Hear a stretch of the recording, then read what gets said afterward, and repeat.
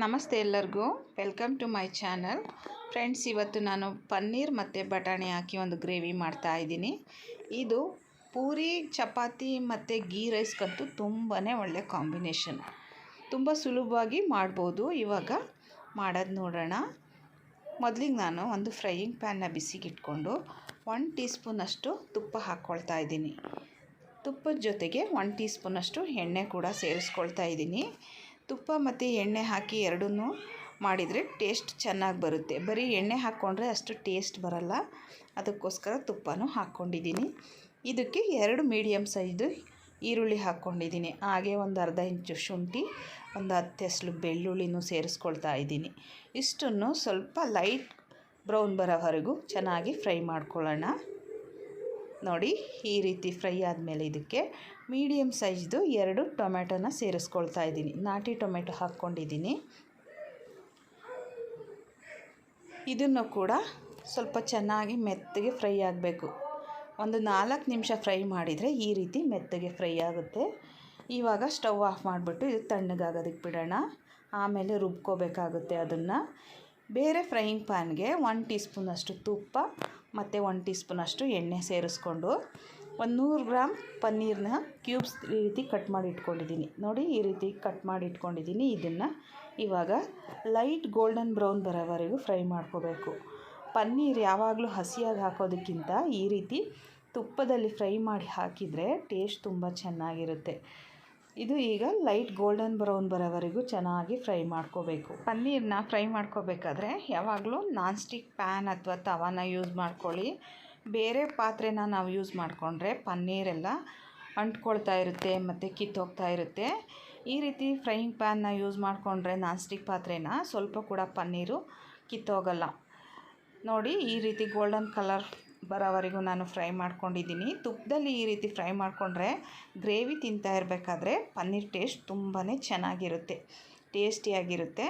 ಇವಾಗ ಪನ್ನೀರ್ನೆಲ್ಲ ಫ್ರೈ ಮಾಡಿಕೊಂಡು ನಾನು ಒಂದು ಪ್ಲೇಟ್ಗೆ ಎತ್ತಿಟ್ಕೊಂಡಿದ್ದೀನಿ.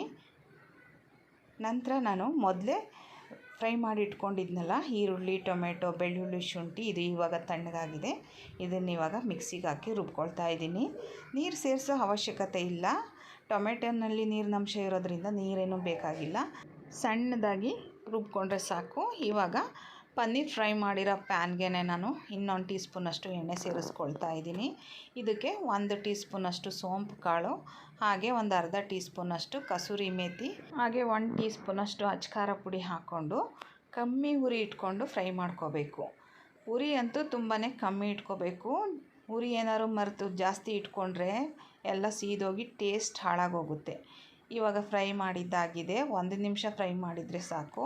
ಇವಾಗ ರುಬ್ಬಿಟ್ಕೊಂಡಿದ್ನಲ್ಲ ಈರುಳ್ಳಿ, ಟೊಮೆಟೊ, ಶುಂಠಿ, ಬೆಳ್ಳುಳ್ಳಿ ಪೇಸ್ಟು, ಇದನ್ನು ಸೇರಿಸ್ಕೊಳ್ತಾ ಇದ್ದೀನಿ. ಇದ್ರ ಜೊತೆಗೆ ಮಿಕ್ಸಿನಲ್ಲಿ ಸ್ವಲ್ಪ ನೀರು ಕೂಡ ಸೇರಿಸ್ಕೊಳ್ತಾ ಇದ್ದೀನಿ. ಜಾಸ್ತಿ ನೀರು ಸೇರಿಸೋದೇನು ಬೇಡ, ಸ್ವಲ್ಪ ನೀರು ಸೇರಿಸ್ಕೊಂಡು ಒಂದು 2 ನಿಮಿಷ ಇದನ್ನು ಚೆನ್ನಾಗಿ ಫ್ರೈ ಮಾಡ್ಕೋಬೇಕು. ನಾವು ಮಸಾಲಾನ ಫ್ರೈ ಮಾಡಿದಷ್ಟು ಟೇಸ್ಟ್ ಚೆನ್ನಾಗಿ ಬರುತ್ತೆ. ನೋಡಿ, ಇವಾಗ 2 ನಿಮಿಷ ಫ್ರೈ ಮಾಡಿದ್ದಾಗಿದೆ. ಇದಕ್ಕೆ ಇವಾಗ ಅರ್ಧ ಟೀ ಸ್ಪೂನಷ್ಟು ಅರಿಶಿನ ಪುಡಿ, 1 ಟೀ ಸ್ಪೂನಷ್ಟು ಧನಿಯಾ ಪುಡಿ, ಹಾಗೆ ಒಂದು ಅರ್ಧ ಟೀ ಸ್ಪೂನಷ್ಟು ಗರಂ ಮಸಾಲ ಸೇರಿಸ್ತಾ ಇದ್ದೀನಿ. ಖಾರದ ಪುಡಿ ನಾನು ಮೊದಲೇ ಸೇರಿಸಿರೋದ್ರಿಂದ ಏನು ಖಾರದ ಪುಡಿ ಮತ್ತೆ ಹಾಕ್ತಾ ಇಲ್ಲ. ಇವಾಗ ಇಷ್ಟನ್ನು ಒಂದು 2 ನಿಮಿಷ ಚೆನ್ನಾಗಿ ಫ್ರೈ ಮಾಡ್ಕೊಳ್ಳೋಣ. ಹಸಿ ಸ್ಮೆಲ್ ಹೋಗೋವರೆಗೂ ಒಂದು 2 ನಿಮಿಷ ಫ್ರೈ ಮಾಡ್ಕೊಳ್ಳೋಣ. ನಾನು ತೋರಿಸ್ತಿರೋ ವಿಧಾನದಲ್ಲಿ ಒಂದು ಸರಿ ಪನ್ನೀರ್ ಮತ್ತು ಬಟಾಣಿ ಹಾಕಿ ಗ್ರೇವಿ ಮಾಡಿ ಟೇಸ್ಟ್ ಅಂತೂ ತುಂಬಾ ಚೆನ್ನಾಗಿರುತ್ತೆ. ಇದನ್ನು ಇವಾಗ ಒಂದು 2 ನಿಮಿಷ ನಾನು ಫ್ರೈ ಮಾಡ್ಕೊಂಡಿದ್ದೀನಿ.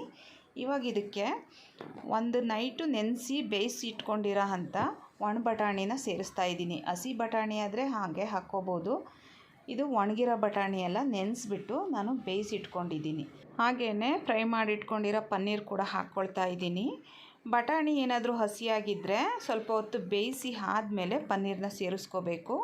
ಇದು ಬೇಯಿಸಿರೋ ಬಟಾಣಿ ಆಗಿರೋದ್ರಿಂದ ನಾನು ಎರಡನ್ನೂ ಒಟ್ಟಿಗೆ ಹಾಕ್ಕೊಳ್ತಾ ಇದ್ದೀನಿ. ಹಾಗೆ ರುಚಿಗೆ ಸ್ವಲ್ಪ ಉಪ್ಪು ಹಾಕ್ಕೊಂಡು ಹಾಗೆ ನೀರನ್ನು ಸೇರಿಸ್ಕೊಳ್ತಾ ಇದ್ದೀನಿ. ಗ್ರೇವಿ ಎಷ್ಟು ತಿಕ್ನೆಸ್ ಬೇಕೋ ಅಷ್ಟು ನೋಡಿಕೊಂಡು ನೀರು ಸೇರಿಸ್ಕೊಳ್ಳಿ. ಇವಾಗ ಇದನ್ನು ಚೆನ್ನಾಗಿ ಒಂದು ಸರಿ ಮಿಕ್ಸ್ ಮಾಡಿ ಒಂದು 5 ನಿಮಿಷ ಕಡಿಮೆ ಉರಿ ಇಟ್ಟು ಬೇಯಕ್ಕೆ ಬಿಡ್ತಾ ಇದ್ದೀನಿ. ಯಾಕಂದರೆ ಪನ್ನೀರ್ಗೆ ಮತ್ತು ಬಟಾಣಿ ಎರಡಕ್ಕೂ ಚೆನ್ನಾಗಿ ಮಸಾಲ ಹಿಡ್ಕೋಬೇಕು. ಅದಕ್ಕೋಸ್ಕರ ಒಂದು 5 ನಿಮಿಷ ನಾನು ಇದನ್ನು ಬೇಯಿಸ್ಕೊಂಡಿದ್ದೀನಿ. ಇವಾಗ ಇದಕ್ಕೆ 1 ಟೀ ಸ್ಪೂನಷ್ಟು ನಾನು ಸಕ್ಕರೆನ ಸೇರಿಸ್ಕೊಳ್ತಾ ಇದ್ದೀನಿ. ಸಕ್ಕರೆ ಯಾಕೆ ಹಾಕ್ಕೊಳ್ತಾ ಇದ್ದೀನಿ ಅಂದರೆ ಸಿಹಿಯಾಗಿದ್ದರೆ ಗ್ರೇವಿ ಟೇಸ್ಟ್ ಅಂತೂ ತುಂಬ ಚೆನ್ನಾಗಿರುತ್ತೆ. ಮಕ್ಕಳಂತೂ ತುಂಬ ಇಷ್ಟಪಟ್ಟು ತಿಂತಾರೆ. ನೀವು ಲಾಸ್ಟಲ್ಲಿ 1 ಟೀ ಸ್ಪೂನಷ್ಟು ಸಕ್ಕರೆ ಹಾಕ್ಕೊಂಡು ಗ್ರೇವಿನ ಮಿಕ್ಸ್ ಮಾಡಿ ಸರ್ವ್ ಮಾಡಿ ಟೇಸ್ಟ್ ತುಂಬ ಚೆನ್ನಾಗಿರುತ್ತೆ. ಹಾಗೆ ಒಂದು ಸ್ವಲ್ಪ ಕೊತ್ತಂಬರಿ ಸೊಪ್ಪನ್ನು ಹಾಕ್ಕೊಂಡಿದ್ದೀನಿ. ಇವಾಗ ಪನ್ನೀರ್ ಬಟಾಣಿ ಗ್ರೇವಿ ರೆಡಿಯಾಗಿದೆ.